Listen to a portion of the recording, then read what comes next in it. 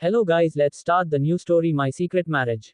London में एक लड़की अपने बेड पर बैठे बैठे लैपटॉप पर कुछ टाइप इन कर रही थी। उसकी उंगलियों की स्पीड को गिन पाना आसान नहीं था। वो बहुत तेजी में कीबोर्ड पर अपनी उंगलियां घुमा रही थी। उसकी आंखें चिल की आंखें की तरफ थी, जो बिना झपके लैपटॉप के स्क्रीन को निहारे जा रही थी। रूम में पूरा शांति था। अभी सिर्फ कीबोर्ड पर चल रहे उंगलियों के आवाज के अलावा वहां और कोई आवाज नहीं था। तभी उसका फोन बजा। फोन के आवाज से रूम का सन्नाटा टूटा। एक रिंग आते ही लड़की ने फोन उठा लिए। हेलो है। इतना बोलने के बाद लड़की ने अपने मुंह से एक शब्द भी नहीं निकला। पर जैसे जैसे वो फोन पर दूसरे तरफ की आवाज सुनी जा रही थी, तैसे तैसे उसके चेहरे के भाव बिगड़ते जा रहे थे। मैं फ्लाइट से आती हूँ। इतना बोलने के बाद लड़की ने दूसरे तरफ वाले इंसान की आवाज सुन बिना फोन काट दिया। लड़की ने तुरंत अपने फोन पर उंगलियां दौड़ाई और फोन अपने कानों के पास ले जाकर शांति स्वर में बोली, आगे 5 मिनट में इंडिया के लिए निकलना है, तैयारी करो। इतना बोलते ही लड़की ने फोन काट दिया। वो जल्दी से अपने बेड पर से उठी, लैपटॉप को बंद करके बाथरूम में फ्रेश होने चली गई। अगले मिनट ही वो वापस आई। आते ही उसने एक हाथ में अपना जैकेट उठाया और दूसरे हाथ में लैपटॉप और फोन ले वो रूम से निकल गई। वो जैसे ही रूम से बाहर निकली, एक नौकर उसके हाथ से कोट, दूसरा उसके हाथ से लैपटॉप लेकर उसके पीछे चलने लगे। घर से बाहर निकलते ही वो एक कार में बैठी। कार स्टार्ट हुई। 2 मिनट बाद ही उसकी कार रुकी। कार रुकते ही एक ब्लैक कोट पहने इंसान ने उसके कार के गेट को खोला। लड़की के बाहर आते ही वो इंसान गंभीर स्वर में, गुड इवनिंग मैम, बोल अपना सर नीचे झुका दिया। वो अभी जहां खड़ी थी, वहीं से कुछ फीट दूर उसका अपना पर्सनल चॉपर सामने खड़ा था। ब्लैक कोट वाले इंसान की बातों को बिना सुने वो आगे जाने लगी। ये देख वो इंसान भी पीछे से दौड़ते हुए 2 फीट दूरी बनाकर लड़की के पीछे चलने लगा। जल्दी चलो, चॉपर में बैठते ही लड़की बोली। सामने उसके सामने ही वो ब्लैक कोट वाला इंसान भी बैठ गया। तुरंत चौरअप स्टार्ट हुआ। लड़की के चेहरे पर कोई भाव नहीं था। वो एकाएक अपने फोन पर कुछ लिए जा रही थी। सामने वाला इंसान चाहकर भी कुछ बोल नहीं पा रहा था। कुछ टाइम बाद ही चॉपर एक खुले स्थान पर जाके रुका। लड़की जल्दी से नीचे उतरी। उसके सामने फिर से एक ब्लैक कार खड़ी थी। वो तुरंत जाके उस पर बैठ गई। वो ब्लैक कोट वाला इंसान भी आके ड्राइवर के बगल में बैठ गया। कुछ टाइम बाद ही कार एक बड़े से घर के सामने थी। नंबर प्लेट पर बड़े बड़े अक्षरों में राजपूत भवन। लड़की उस कार को देखते ही गेट लर बैठे चौकीदार ने झट से गेट खोला और सलाम करने का इशारा करने लगा। लड़की ने उसके तरफ देखा तक नहीं। थोड़ी दूर जाके रुकी। लड़की जल्दी से कार से बाहर निकली। सामने ही एक बूढ़ा व्यक्ति खड़ा था। डैड किधर है? लड़की ने गंभीर स्वर में पूछा। बिटिया मालिक ऊपर वाले कमर में है। इतना बोलने के बाद बूढ़ा व्यक्ति अभी और कुछ बोलने वाला ही था कि लड़की बिना उनके बातों को ध्यान दिए हुए ऊपर की ओर भागी। उसके पीछे पीछे बूढ़ा और वो ब्लैक और कोट वाला इंसान भागने लगे। थोड़ी देर बाद ही लड़की एक रूम में आके रुकी। डैड, इतना बोल के वो बेड पर पड़े इंसान के पास आके बैठ गई। उसके आंखों में आंसू था। इस वक्त वो बिलक बिलक कर रोने लगी। उसको ऐसे रोते देख कोई कह ही नहीं सकता था कि थोड़े टाइम पहले यही लड़की बाहर थी। मीरा बेटा, बेड पर लेटे इंसान ने धीरे स्वर में बोला। मैं ठीक हूँ बेटा। नो डैड, आपने अभी तक मुझसे अपने बीमारी के बारे में क्यों छुपाया? आप मेरे साथ ऐसा कैसे कर सकते हैं? ये बोलते बोलते लड़की रोए जा रही थी। ये और कोई नहीं, शशि राजपूत है, जिनको हार्ट अटैक आया था। उनकी हालत अभी बहुत ज्यादा खराब थी। ये कह सकते हैं कि वो अब कुछ मिनट के मेहमान थे। मैं ठीक हूँ बेटा। तुमने वो सब किया जो शायद एक बेटा भी नहीं कर सकता था। बस मेरी एक सपना अधूरा रह गया बेटा। काश आपने वो भी पूरा कर दिया होता तो शायद मेरी आत्मा को शांति मिल जाता। इतना बोलकर शशि जी खांसने लगे। उनको ऐसे खांसते देख मीरा रोते हुए बोली। आपको कुछ नहीं होगा डैड। आपकी सारी विश पूरी करूंगी मैं। आप अपने बिजनेस को सबसे ऊपर देखेंगे डैड। आप सब अपने आंखों से देखेंगे। मीरा शशि जी के हाथों को पकड़ के रोते हुए बोली। आप अभी भी नहीं समझी बेटा। बिजनेस आगे बढ़ाकर आप एक पिता की आत्मा को शांति नहीं दिला सकती। अपने पिता की मुंह से ये बात सुन मीरा चौंकते हुए बोली। तो फिर आपकी खुशी किस में है डैड? मैं आपको शादी करते हुए देखना चाहता हूँ। इतना बोल शशि जी खांसने लगे। मुझे शशि नहीं करना डैड, आप जानते हैं। ये फिर इतना बोल मीरा अपने पिता के सर को सहलाने लगी। तो फिर आप भी याद रखना बेटा, आपके पिता की आत्मा को कभी शांति नहीं मिलेगा। इतना बोलते ही शशि जी की सांसें ऊपर नीचे होने लगी। आपको कुछ नहीं होगा डैड, मैं अभी डॉक्टर को बुलाती हूँ। इतना बोल मीरा वहां से जाने लगी। उसको ऐसे जाते देख उसके पिता ने उसका हाथ पकड़ लिया और धीरे स्वर में बोले, अब कोई फायदा नहीं। अब कोई डॉक्टर कुछ नहीं कर सकता। जो कर सकती हो वो आप ही कर सकती हो।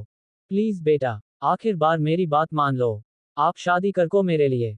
अपने पिता की ऐसी हालत देखकर मीरा से रहा नहीं जा रहा था। वो समझ नहीं पा रही थी वो अब क्या करे। आप एक बार ठीक हो जाओ डैड, फिर मैं शादी कर लूंगी। शशि जी की बातों को टालते हुए मीरा बोली। डॉक्टरों के मुताबिक मेरे पास ज्यादा समय नहीं। आपको जो करना है अभी करना है। शशि जी की बातों से मीरा चौंकते हुए बोली। आप ऐसा सोच भी कैसे सकते हैं डैड। मैं आपको ऐसे छोड़ के खुद के लिए लड़के देखने जाओ, शादी करूं। आपको कुछ नहीं करना है। मैंने सब पहले से फिक्स्ड किया हुआ है। इतना बोल उन्होंने रामू काका को इशारा किया। काका उसकी बातें सुनते हुए कुछ टाइम बाद ही एक फाइल लेकर आए। वो फाइल उन्होंने शशि जी के इशारा करने के बाद मीरा को दे दिया। उस रूम में अभी 4 लोग थे, शशि जी, मीरा, रामू काका और वो ब्लैक कोट वाला जो कि मीरा का असिस्टेंट था, कुमार। सबको पता था मीरा कभी शादी नहीं करेगी, पर आज अपने पिता के अंतिम इच्छा को पूरा करने के लिए शायद उसको ये शादी करना पड़ेगा। शशि जी के इशारे को समझते हुए रामू काका ने फाइल मीरा की तरफ बढ़ा दिया।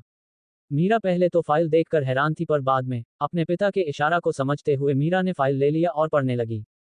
जैसे जैसे मीरा फाइल पढ़ते जा रही थी, उसके भावे तनते जा रहे थे। फाइल पढ़ने के बाद मीरा अपने पिता की ओर देखते हुए बोली, ये सब क्या है डैड। आप शादी के नाम पर मुझे जीवन भर का कारावास दे रहे हैं। मीरा को ऐसे बोलते देख शशि जी ने मीरा के असिस्टेंट कुमार को इशारा करते हुए अपने पास बुलाया। कुमार जाके शशि जी के पास खड़ा हो गया। उसको ऐसे खड़े देख शशि जी के धीरे स्वर में बोले, इस फाइल में जो भी लिखा है तुम वो बातें सबके सामने पढ़ोगे। इतना बोल वो चुप हो गए। कुमार कभी मीरा को देखता तो कभी शशि जी को। शशि जी फिर बोले, जल्दी पढ़ो। इतना बोल वो खा लगे। शशि जी की खाशते देख कुमार ने जल्दी जल्दी फाइल खोला। कुछ लाइन पढ़ने के बाद ही वो चौंक गया। वो चौंकते हुए कभी शशि जी को तो कभी मीरा को देखता। उसकी ऐसे घूरते देखकर शशि जी ने हरखराए आवाज में बोले, क्या हुआ, तुमसे नहीं हो पाएगा क्या। शशि जी के मुंह से इतना सुनते ही कुमार ने पढ़ना स्टार्ट किया, जिसमें लिखा था ये एक कॉन्ट्रैक्ट मैरिज है, जिसे मीरा को अभी के अभी शादी करना पड़ेगा, वो भी किसी सिद्धार्थ कपूर से, जिसमें कुछ शर्तें हैं। वो शर्त कुछ इस प्रकार है। 1. शादी आज और इसी वक्त पंडित जी द्वारा होगा। 2. शादी के बाद मीरा सिद्धार्थ को एक ही रूम में एक ही बेड पर सोना होगा। 3. मीरा चाहकर भी ये शादी नहीं तोड़ सकती। ये शादी जब टूटेगी तो दोनों की मर्जी से टूटेगी। 4. अगर फ्यूचर में कभी मीरा सिद्धार्थ की रजामंदी से भी तलाक हुआ तो मीरा राजपूत की सारी प्रॉपर्टी अनाथ आश्रम को से दिया जाएगा। मीरा सिद्धार्थ के साथ साथ शशि जी और मीरा का भी रिश्ता टूट जाएगा। ये पढ़कर कुमार चुप हो गया। मीरा शांति से बोली, आप तो पूरी प्लानिंग के साथ आए हैं डैड। आप मेरे साथ ऐसा कैसे कर सकते हैं। ये सिद्धार्थ कौन है डैड, और क्या उसने इस कॉन्ट्रैक्ट मैरिज के लिए हाँ बोला कभी। सब रेडी। इतना बोल वो चुप हो गए। मीरा शांत लफ्जों में, मैं शादी के लिए रेडी हूं डैड, पर मुझे इस कॉन्ट्रैक्ट मैरिज में एक शर्त और ऐड करना है। इतना बोल वो अपने डैड की ओर देखने लगी। ये सिद्धार्थ कौन है डैड, और क्या उसने इस कॉन्ट्रैक्ट मैरिज के लिए हाँ बोल दिया। सब रेडी है। इतना बोल वो चुप हो गए। मीरा शांत लफ्जों में, मैं शादी के लिए रेडी हूं डैड, पर मुझे इस कॉन्ट्रैक्ट मैरिज में एक शर्त और ऐड करना है। इतना बोल वो अपने डैड की ओर देखने लगी। क्या। शशि जी खांसते हुए बोले, मैं दुनिया के सामने खुद को शादीशुदा दिखाने के लिए रेडी हूं डैड, पर मेरा पति कौन है ये कोई ना जान पाए जब तक मैं ना चाहूं। मतलब ये कि मेरा पता कौन है वो सिर्फ ये जितने लोग खड़े हैं उनके अलावा और कोई ना जान सके। जिस दिन आपके इस थोपे रिश्ते में मुझे जरा सी भी सच्चाई दिखी, मैं अपने पति को सबके सामने रिप्रेजेंट करूंगी, वो भी सारी दुनिया के सामने। इतना बोल मीरा चुप हो गई। शशि जी ने रामू काका को फिर से कुछ इशारा किया। उनके इशारे को समझते हुए रामू काका एक बार फिर से कमरे से बाहर गए। थोड़ी देर बाद वो एक नए फाइल के साथ थे। आते ही उन्होंने पहले की ही तरह इस बार भी फाइल मीरा के हाथों में थमा दिया।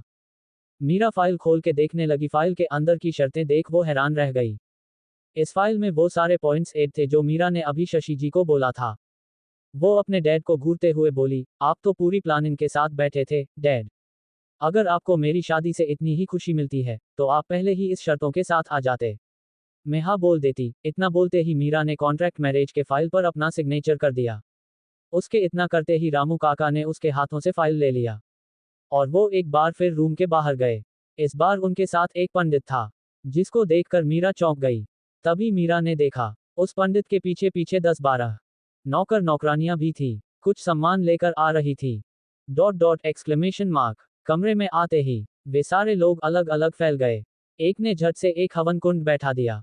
दूसरे ने उसमें झट से लकड़ियां डाल के आग जलाने लगा। तीसरा ने वहीं दोनों तरफ कालीन बिछा दिया। कुछ टाइम बाद ही वो रूम एक रूम न रह के एक खूबसूरत मंडप में बदल गया था। मशीन की हेल्प से शशि जी ने अपना चेहरा मंडप की ओर मुड़ा लिया। मंडप देखते ही उनके आंखों में आंसुओं का सैलाब आ गया। वो रोने लगे पर उनके चेहरे पर मुस्कान थी। ये कहा जा सकता है कि ये आंसू खुशी के हैं। कुछ टाइम बाद एक नौकरानी हाथों में चुंदड़ी लेकर आई। कोट और उसने ये चुंदड़ी मीरा को उसके सर पर उड़ा दिया। मीरा ने कुछ नौकरानी को कुछ नहीं बोली क्योंकि कहीं न कहीं उसको पता था ये सब नौकर नौकरानी जो भी कुछ कर रहे थे वो सब उसके डैड की आदेश थे। शशि जी ने आंसुओं भरे आंखों से एक बार फिर रामू काका को कुछ इशारा किया। कुछ टाइम बाद ही रामू काका वापस रूम में आए। उसके पीछे एक लड़का खड़ा था। देखने में उसकी उम्र कुछ 25 to 28 की लग रही थी। दिखने में वो काफी हैंडसम था पर उसके चेहरे पर सेहरा लगा था। ये देख फिर मीरा चौंकते हुए अपने डैड की ओर देखने लगी। उसके डैड ने लड़खड़ते हुए आवाज में कहा, इतने लोगों के सामने अगर तुम्हारा पति कौन है बता दिया तो तुम्हारे शर्त का क्या होगा। इतना बोल वो मुस्कुराने लगे। बिना कुछ बोले वो लड़का आगे आया और शशि जी के पैरों को छूकर प्रणाम करते हुए उनके चेहरे से पास जा खड़ा हो गया। उसके पास जाने के बाद उसने अपना चेहरा उसको दिखाया और उसके हाथों पर थपकी मार उसको आश्वासन दिया। शशि जी बड़े प्यार से उसको निहारे जा रहे थे। उन्होंने उसको कुछ इशारा किया। उनके इशारे को समझते हुए वो लड़का जाके मंडप पर बैठ गया। उसके बैठते ही पंडित जी भी सामने बैठ गई और शादी का मंत्र पढ़ना स्टार्ट कर दिया। कुछ टाइम बाद ही उन्होंने कन्या को बुलाने का आदेश दिया। उनका इतना बोलना ही था कि शशि जी मीरा की ओर देखने लगे। उनको अपने को ऐसे देखते देख मीरा समझ गई कि अब उसके हाथों में कुछ नहीं था। वो अब और नहीं भाग सकती थी इस शादी जैसे जाल से। अब वो अपने डैड के अंतिम इच्छा को पूरा करके उनको ये अंतिम खुशी देना चाहती थी। मीरा आगे बढ़ी और जाके उस लड़के के बगल में बैठ गई। पंडित जी ने एक बार फिर मंत्र पढ़ना शुरू किया। कुछ टाइम बाद ही उनके बोलने पर उस लड़के ने मीरा को सिंदूर लगा दिया और मंगलसूत्र पहना दिया। अंत में शादी संपन्न हुआ। इतना बोल पंडित जी शशि जी की ओर देखने लगे। शादी समर्पण हुआ सुनते ही शशि जी के चेहरे पर एक मुस्कुराहट फैल गई। उन्होंने पंडित जी को जाने का इशारा किया। कुछ टाइम बाद उस रूम से मंडप के जो भी चीज लगे थे वो सब नौकर नौकरानी निकाल कर ले निकले। कोई देखकर बता भी नहीं सकता था कि यहाँ कुछ टाइम पहले कोई शादी का मंडप था या कोई शादी हुआ है। मीरा को कुछ समझ ही नहीं आ रहा था आखिर उसके साथ अभी हुए क्या। उसने शादी किया था वो भी कुछ शर्तों के साथ। लड़का कौन था उसको पता नहीं। क्या करता था उसको पता नहीं। क्या वो मीरा के लायक था। मीरा को उसके बारे ये में कुछ भी पता नहीं था। उससे बस इतना पता था मीरा को उसे बस इतना मालूम था कि उसके अपने पिता की अंतिम इच्छा को पूरा करने के लिए खुद को एक अनचाहे गठबंधन में बांध दिया। नौकर नौकरानी के जाने के बाद उस रूम में अभी सिर्फ शशि जी, मीरा, रामू काका और मीरा का असिस्टेंट कुमार थे। शशि जी ने इशारे से उस लड़के को अपने पास बुलाया। वो लड़का जाके उनके सामने खड़ा हो गया। शशि जी के इशारे से उसने अपने सेहरे को उतारा। सेहरे उतारने के बाद जब मीरा ने उस लड़के की ओर देखा तो वो चौंक गए। वो अपने दिमाग पर जोर डालने इस इंसान को पहचानने की कोशिश करने लगी। सेहरे के अंदर के लड़के को मीरा ने आज से पहले ना तो अपने कंपनी के किसी ब्रांच में देखा था, ना ही अपने डैड के संग, ना ही आज तक इस लड़के की पिक्चर या इंटरव्यू किसी न्यूज़पेपर या मैगजीन में देखा था। वो इंसान करीब 25 साल का होगा। इसका मतलब एज में भी छोटा। मना कि वो दिखता हैंडसम था पर मीरा के नजरों में उसकी अस्तित्व नहीं था। मीरा ने चौंकते हुए अपने डैड की ओर देखा और बोली, ये कौन है जिससे अपने मेरी शादी करवाई डैड। इतना बोल वो एक बार उस लड़के के तरफ मुड़ी।